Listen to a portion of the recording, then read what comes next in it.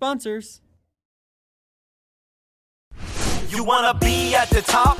Inshallah. Are we the cream of the crop? Inshallah. You gotta rock till you drop. Inshallah.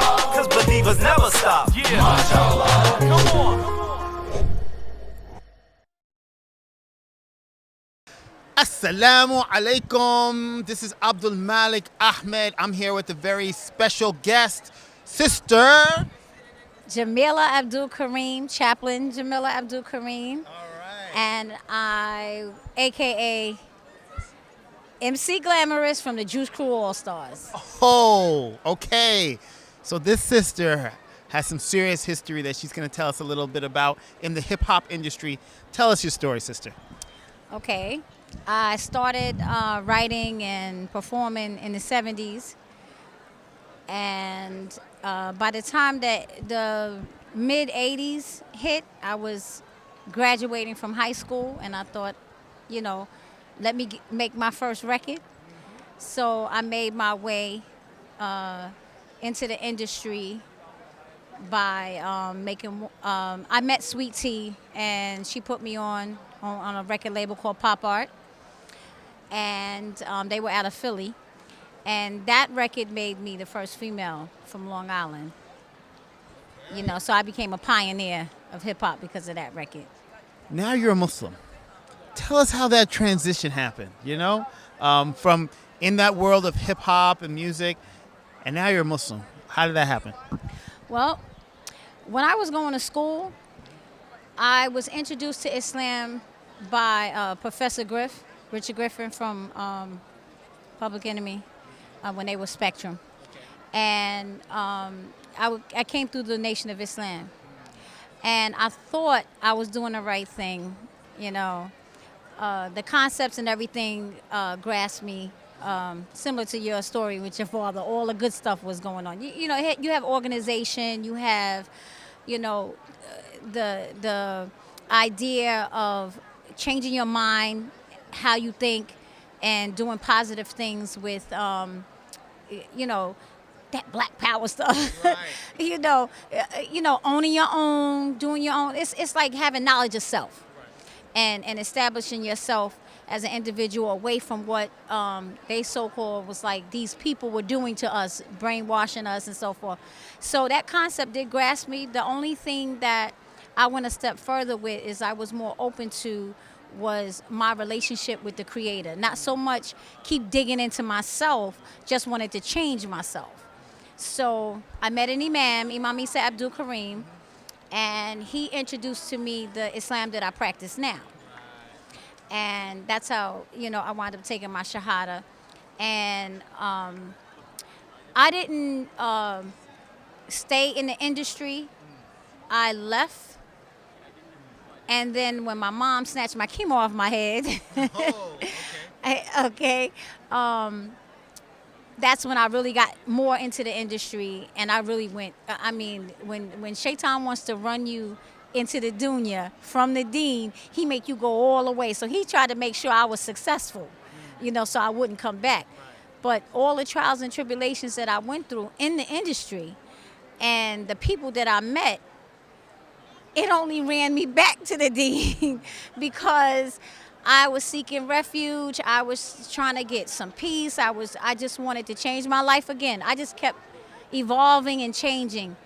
And someone told me, well, the best before Islam is the best in Islam after you obtain the knowledge. So I started reading. And then I decided to go full force with the deen and take my Shahada again. And this time I stayed.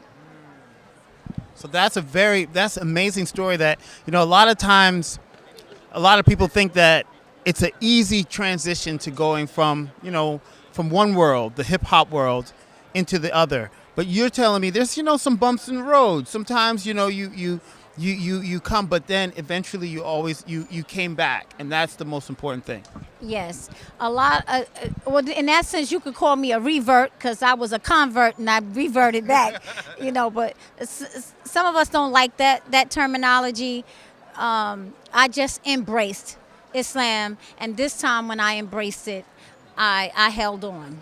I got more knowledge, and I held on to it.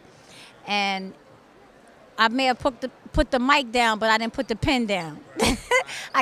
This time I wasn't writing about the life of this world in the sense of dunya. I was writing about Islam in the life of this world. So I like flipped it, and I still have my talent. I still got skill, and I still do what I do, only Islamically. That I mean, this story, I feel like it has a lot of it's a message to the youth, because a lot of the youth nowadays, they feel that the only way, especially people who are into music or musicians or people who want to be artists or famous, they feel like the only way that they can have at peace is they're successful in one particular way, you know? And I think what you're trying to say is that, you know, it's not all about just, you know, the fame and it's a piece that you have to find, and that's more important. Yes, absolutely. And my advice to the youth, because some of them want to be out there, they see these artists with all this money, and that's the life of this world. If you Muslim and you want to be, I want to be a rapper, I want to be a star, I want to do this, think about the life of this world where we're trying to get away from it. Think about your hereafter. And if you got skills, you got talent, use it in the cause of Allah. You don't got to go into the dunya to be all of that. You know, we should master, you know, this in the deen, not in the dunya. We should master it in the deen. Perfect it, you know. Use it. Allah gave you that gift. Use it in His cause, you know, and build yourself and reputation around the deen. Get your relationship with Allah right, and Allah will continue to give you what He needs to give you. Most of my stuff that I've written is in the middle of the night when I get up for tahajjud. Allah has given me a whole piece in one sitting. One sitting. I will get a whole poem, whole song, everything in one sitting in the middle of the night. That's how I know it was from Allah. So tell us now, what are you doing now? You have a lot going on. So you tell us a little about some of the stuff that you're doing now. Yes, alhamdulillah, by the mercy of Allah, I have incorporated myself from Glam to Islam, Inc. Glam to Islam, Inc. You guys heard that, right? Yes. And that's my name of my website, .com, from glam to Islam, Inc.com. And what I do is I help sisters or individuals, mainly sisters I deal with, but if they're brothers, I'll help them too, because I'm a chaplain. I help them with services for humanity. Like I if you need housing, I could direct you to the people that can help you with housing. If you need food, clothing, shelter, anything like of that nature, and you're a new Muslim, I direct you. I'm connected with ICNA Relief, ICNA USA, Helping Hands. There's other organizations that I'm connected to. I can't remember all of them, but I'm all over. I also run the program at Nassau County Corrections in East Meadow, New York.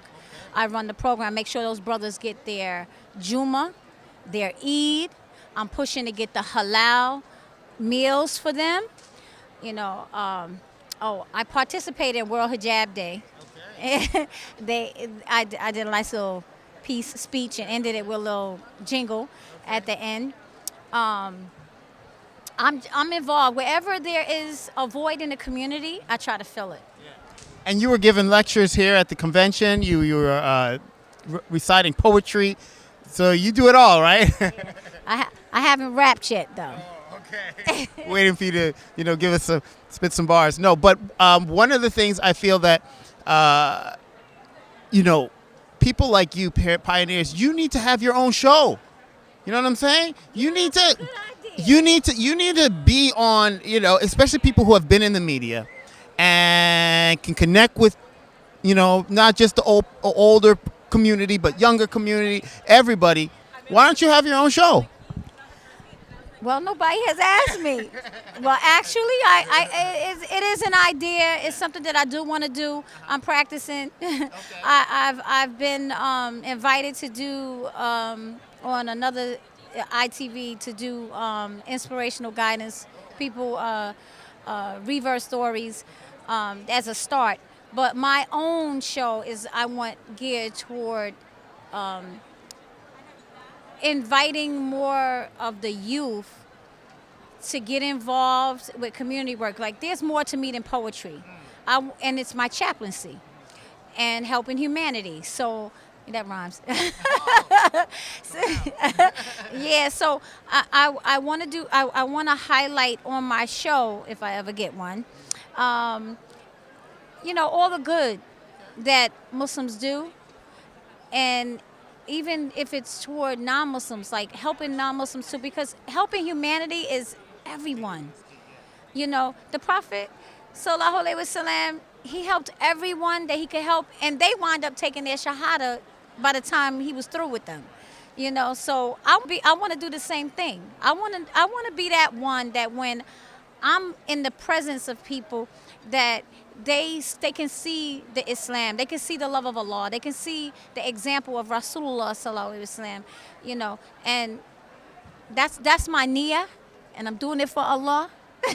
Oh, you saw what she did there, right? I did that. All right. So, alhamdulillah, we're going to close now, but Thank you for inviting me. May Allah bless you, and I am one of your biggest fans. So are my children, and let me tell you, your songs are very inspirational. You know, a lot of people, some people have a talk about, oh, you listen to it, has music, they say music is haram, and I say, you know, listen to the words. If an individual is putting music behind it, that's their choice or whatever, because everything that you do, you know, you'll be judged or whatever. What's your niyyah for doing it? Allah judges you by your niyyah. And people need to be careful by saying music is haram, because the drums are halal and they make music. So music is not haram. Just say that strings and stuff that you put together, you know, that Shaitan has done. And I mean, it's an opinion. And I'm using my akal, my common sense. Right. When it comes to the music, don't make the statement music is haram. Just say, you know, an instrument or instrument. Yes, yeah. Because the Prophet, peace be upon him, when he asked for the poets to do their poetry, they did their poetry to the beat of the camel feet. So you know what I'm saying? They have rhythm when you in the caravan and you going on, and I was imagining that, and I said, wow, you know what I'm saying? Rhythm, you know. rhythm is Yeah. I mean, when we started hip hop, cafeteria table, That's boom, right. boom, bam, boom, boom, Yes, boom, yes, bam, and then you had beatbox with the mouth. Come on, Yeah. that's not an instrument, and there's nothing wrong with that. It's not haram, and it makes music, but it's, you know, I guess it's your interpretation of how you view it, whatever. But I'm telling you, your tracks are inspirational. I appreciate them, you know, and the How did lyrics. this get to be about me? This is about you. I understand. I Inshallah. didn't think I could do, and I didn't think I could do, because when I first took my shahada, my husband was like, "You can't do that no more." That's why no one heard from me for a while. And then when I saw Misunderstood, Najma 53, and heard your stuff, and then I was like, "That's it. It's a rap. I'm rapping. The rapping Chaplain." The rapping Chaplain. Well, you heard it here, folks. Alhamdulillah, we have amazing sisters. Thank you again for all your work, and may Allah continue to reward you. Ameen. Assalamu alaikum. This Deen TV video was made possible in part by Penny Appeal USA, Small Change, Big Difference, and by Recycle Processes Incorporated.